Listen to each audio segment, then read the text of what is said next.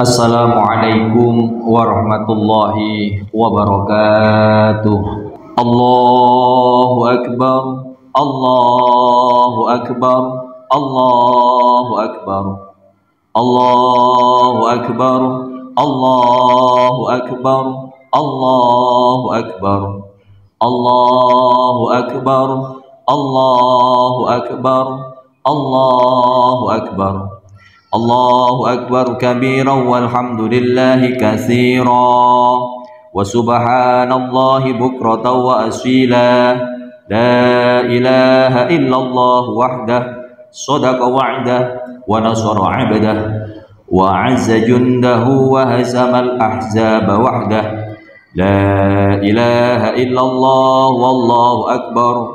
Allahu akbar walillahil hamd. Alhamdulillah, alhamdulillahil qail bismillahirrahmanirrahim. Walillahi 'alan nasi hajjul baiti man istata'a ilaihi sabila. Wa asyhadu an la ilaha illallah wahdahu la syarika lah. Wa asyhadu anna nabiyyana Muhammadan 'abduhu wa rasuluh. Wassalatu wassalamu ala sayyidina Muhammad wa ala alihi wa ashabihi wattabi'in wa man tabi'ahum bi ihsanin ila yaumiddin, amma ba'd. Faya ibadallah, usikum wa nafsi bitaqwallah faqad fazal muttaqun. Ma'asyiral muslimin rahimakumullah. Puji syukur kepada Allah Subhanahu wa taala yang senantiasa melimpahkan nikmat kepada kita semuanya, sehingga kita bisa melaksanakan ibadah sholat Idul Adha dalam keadaan sehat walafiat. Salawat salam semoga tetap tercurah limpahkan kepada Nabi Muhammad sallallahu alaihi wasallam, Nabi yang selalu menjadi panutan kita, dan semoga kita semuanya diakui menjadi umatnya Nabi Muhammad sallallahu alaihi wasallam. Melalui mimbar khutbah ini, khatib berwasiat kepada pribadi, umumnya kepada seluruh jamaah yang hadir. Marilah kita semuanya meningkatkan iman dan takwa kita kepada Allah Subhanahu wa taala. Karena dengan iman dan takwa, diri kita menjadi mulia di hadapan Allah Subhanahu wa taala. Hari raya kurban atau biasa kita sebut dengan Idul Adha yang kita peringati setiap tahun tidak bisa terlepas dari kisah Nabi Ibrahim alaihi salam. Keluarga Nabi Ibrahim adalah keluarga yang solih. Sang ayah solih, yaitu Nabi Ibrahim, serta istri dan kedua putranya solih. Semuanya adalah hamba-hamba yang solih. Solih artinya memenuhi hak Allah dan hak sesama hamba. Kesolihan tidak akan dapat dicapai kecuali dengan ilmu dan amal. Berarti kalau orang sudah husnudon kepada kita menjadi orang solih, maka kita harus bisa menyesuaikan. Kita harus memiliki ilmu dan kita juga harus menjadi orang yang rajin beramal. Tanpa ilmu, seorang tidak akan mampu beramal dengan benar sesuai dengan tuntunan syariat. Dan ilmu tanpa amal tidak akan bisa mendekatkan diri kepada Allah dan tidak akan mengantarkan seorang menjadi pribadi yang solih. Sehingga keluarga Nabi Ibrahim alaihi salam patutlah kita jadikan suri tauladan yang baik bagi keluarga kita.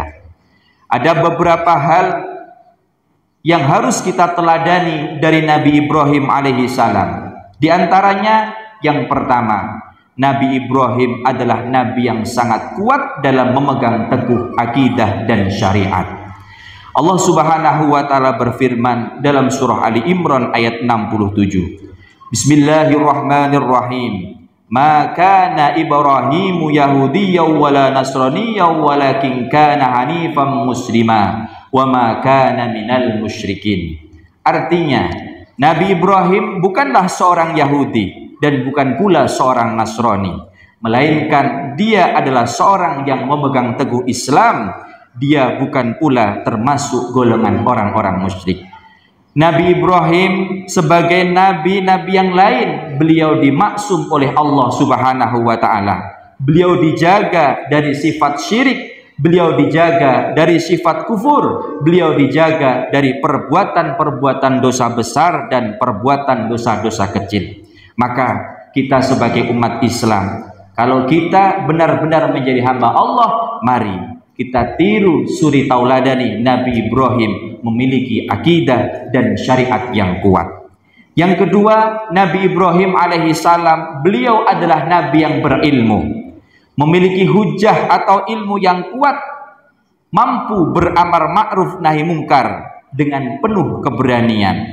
Nabi Ibrahim diberi hujah yang kuat oleh Allah Subhanahu wa taala sehingga selalu dapat mematahkan berbagai dalih yang dilontarkan oleh musuh-musuh Islam. Allahu Akbar, Allahu Akbar, Allahu Akbar. Ma'asyiral muslimin rahimakumullah. Ketiga, Nabi Ibrahim memiliki keteguhan dalam memperjuangkan menegakkan agama Allah Subhanahu wa taala. Hal ini dibuktikan ketika Raja Namrud hendak melemparkannya ke dalam api yang berkobar-kobar. Nabi Ibrahim tidak getar sedikit pun. Ia yakin sepenuhnya bahwa Allah akan menolong hambanya yang memperjuangkan agama. Maka kita di tanah Papua ini yang memperjuangkan agama Islam, mulai dari menjadi guru TPQ, guru MI, guru SD hingga perguruan tinggi, yang notabene kita mensyiarkan agama Islam, janganlah ragu. Setiap pikiran yang kita kelola, keringat yang menetes, pasti senantiasa akan dilindungi oleh Allah Subhanahu wa taala.